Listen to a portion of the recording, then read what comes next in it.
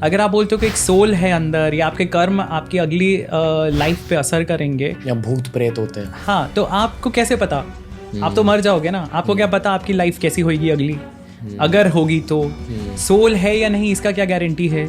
जैसे आप अगर काल भैरव के मंदिर कभी जाएंगे तो उनको अल्कोहल चढ़ाई जाती है। काल भैरव शिव जी का एक रूप होता है। शिव जी का एक रूप है काल भैरव। तो अब ये तामसिक वर्जन है। सो ये चीज़ें तंत्रा में ही अलाउड हैं सिर्फ। ये एक हिंदुज़म में एक छूट है, एक अपॉर्चुनिटी है कि हर तरह के लोग अपनी तरह से भगवान को अप्रोच कर सकते हैं।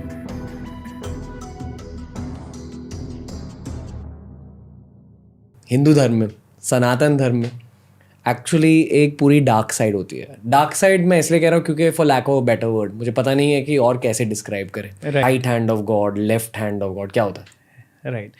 सो रणवीर, एक्चुअली काफ़ी लोगों को कन्फ्यूजन है तंत्रा को लेके, काली पूजा को लेके, और एक कॉन्सेप्ट है दश महाविद्या का, जिसको लेके काफ़ी लोगों को बहुत सारे क्यूरियोसिटी है, क्वेश्चंस है, बट आंसर्स नहीं पता होते उनको। और हमेशा ऐसा देखा गया जिस चीज़ के बारे में नॉलेज नहीं होती उसको लेके फिर अलग अलग धारणाएं बन जाती हैं लोगों के दिमाग में, और वो धारणाएं प्रचलित हो जाती हैं। मतलब ज़रूरी नहीं है कि वो सही हो, but lot of people start thinking in that way, उसी तरह से सोचना शुरू कर देते हैं। सो तंत्रा को लेके और काली पूजा को लेके, और ये जो सो कॉल्ड वाम पंथ है, वाम मार्ग है, नॉट वाम पंथ, that's a political term, but वाम मार्ग जो है, so that's called the left hand of God. So इसका जो बेसिक प्रिंसिपल है वो ये है कि जब भगवान ने ही सब कुछ बनाया है तो कोई भी चीज़ बुरी कैसे हो सकती है, ये बेसिक प्रिंसिपल है। तो हम ट्रेडिशनल जो राइट हैंड वर्शिप है उसमें हम काफ़ी सारी चीज़ें पूजा विधि में इंक्लूड नहीं करते हैं। सो काफ़ी टाइम आप देखोगे कि मॉन्क्स जो हैं या ऑल ओवर द वर्ल्ड, मतलब सिर्फ इंडिया में नहीं, बाकी भी रिलीजन्स में काफ़ी मॉन्क्स ऐसे होते हैं जो कुछ रिस्ट्रिक्शंस फॉलो करते हैं। जैसे योग के लिए there is a yam and niyam that you need to follow. So काफ़ी रूल्स एंड रेगुलेशंस हैं। जो ये वाम मार्ग है उसमें माना जाता है कि नियम कोई भी आपको फॉलो करने की ज़रूरत नहीं है, जो चीज़ें आप कर रहे हैं वो ज़्यादा इम्पॉर्टेंट हैं। तो आप अगर उन्हीं वस्तुओं को, उन्हीं चीज़ों को इस्तेमाल कैसे कर रहे हैं वो एक इम्पॉर्टेंट चीज़ है खुद में। तो एक कॉन्सेप्ट है कि ज़रूरी नहीं एक ही रास्ता हो भगवान तक जाने का, ये एक दूसरा रास्ता है इसका। और एक दूसरा बेसिस जो है वो ये है कि हिंदुइज़्म में हर तरह का विचार अलाउड है। सो हम कभी भी आप नहीं देखोगे कि हिंदुइज़्म में, of course there have been clashes between different sects, पर कभी भी किसी विचारधारा को कंप्लीटली गलत नहीं बताया गया है। कोई लोग एथियज्म को भी मानते हैं, एथियज्म को भी मानते हैं, नास्तिक है, और ये तो पुराने ज़माने से चला आ रहा है। इवन रामायण में there was a rishi called Jabali who was Dasharath के कोर्ट में थे। वो ही was one of the rishis in Dasharath court, और वो राम से जिस तरह वो बात करते हैं, आर्ग्यूमेंट करते हैं, जब वनवास में राम जी हैं और भरत उनको मनाने के लिए जाते हैं कि अब आप आ जाओ, हमारे पिताजी नहीं रहे, तो उस टाइम पे जबाली ऋषि भी हैं वहाँ पे, और वो जबाली ऋषि राम को बोलते हैं कि तुमने प्रॉमिस किया था अपने पिता को, अब वो पिता ही नहीं रहे तो प्रॉमिस का क्या मतलब है ना। तो उनका जो विचार है, विचारधारा है, वो एकदम अलग है।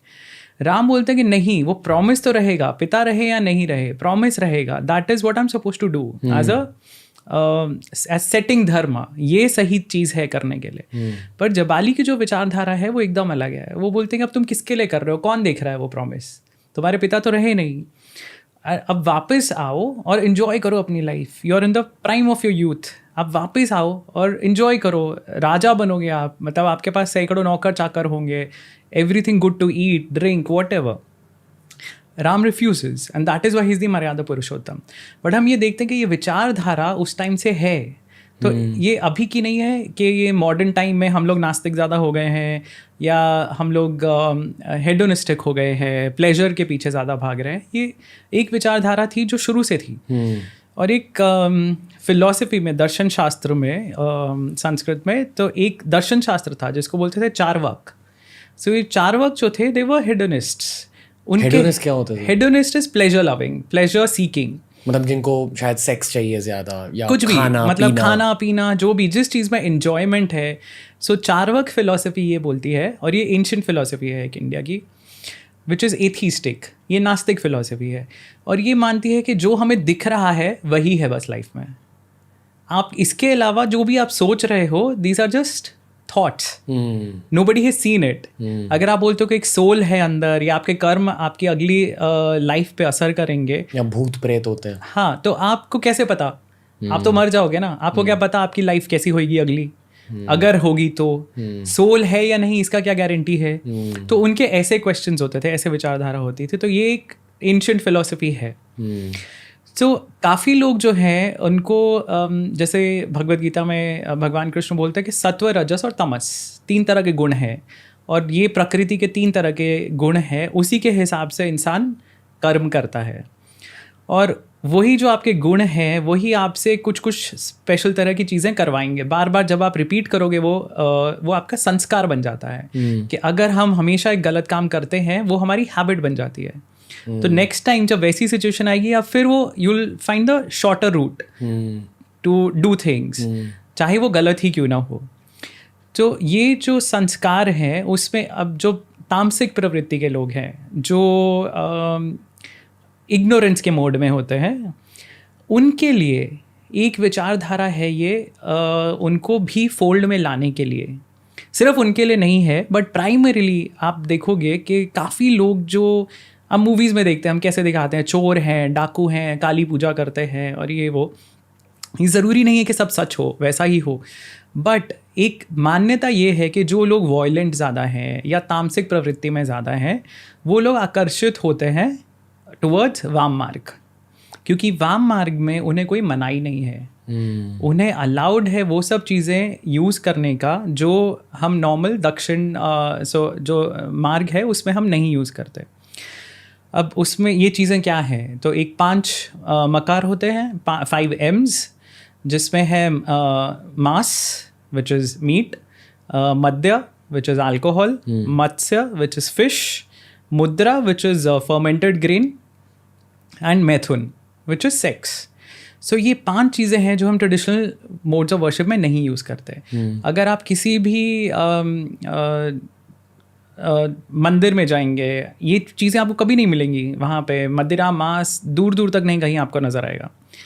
पर वामपंथ में ये अलाउड है, क्योंकि ये एक एक रिकग्निशन है कि कुछ लोग ऐसे होंगे जिनकी प्रवृत्ति ऐसी होगी. अगर आपको उन्हें भी भगवान से जोड़ना है तो आपको उन चीज़ों को इस्तेमाल करके भगवान से जोड़ना पड़ेगा. पर इन चीज़ों को लेकर रिचुअल्स होते हैं, पूजा हाँ, तो इन लोगों को लेके, इन चीज़ों को लेके रिचुअल्स नहीं होते. पर अगर आप सुनोगे बलि चढ़ाई माता के लिए, तो ये चीज़ें अलाउड हैं. आप अपने लिए नहीं कर रहे हो, आप भगवान को चढ़ा रहे हो. ओके, इट इज़ आप अपनी जो सबसे प्यारी चीज़ है, पोजेशन है, उसको आप सैक्रिफाइस कर रहे हो भगवान के लिए. सो तंत्रा में अब ये कॉन्सेप्ट ही है कि आपने वो चीज़ सैक्रिफाइस करके आप उसको पार्टेक कर सकते हो. You can take it. जैसे आप अगर काल भैरव के मंदिर कभी जाएंगे तो उनको अल्कोहल चढ़ाई जाती है. काल भैरव शिव जी का एक रूप होता है. शिव जी का एक रूप है काल भैरव. तो अब ये तामसिक वर्जन है. सो ये चीज़ें तंत्रा में ही अलाउड हैं सिर्फ. और आपको मतलब उन चीज़ों का कोई मेन स्ट्रीम पे असर नहीं है. दिस इज़ फॉर पीपल जिनको लगता है कि वो मेन स्ट्रीम में फिट नहीं हो सकते, and they want to live life in a different way. So ये एक हिंदुज़म में एक छूट है, एक अपॉर्चुनिटी है कि हर तरह के लोग अपनी तरह से भगवान को अप्रोच कर सकते हैं. सो बेसिक कॉन्सेप्ट तंत्रा का वही है. और tantra again is a very misinterpreted term. Tantra doesn't mean just this. Okay, so this is one aspect of tantra. So ये एक छोटा सा पार्ट है बस तंत्रा का. तंत्रा को कैसे समझाओगे, क्या होता है? So tantra is a way to connect with God, that is it. अब उसमें ये सब चीज़ें एक छोटा पार्ट है. दूसरा है ऑफ कोर्स गॉड का वर्शिप. अब काफ़ी चीज़ें अगर आप देखें, जैसे योग है तो अष्टांग योग जो है.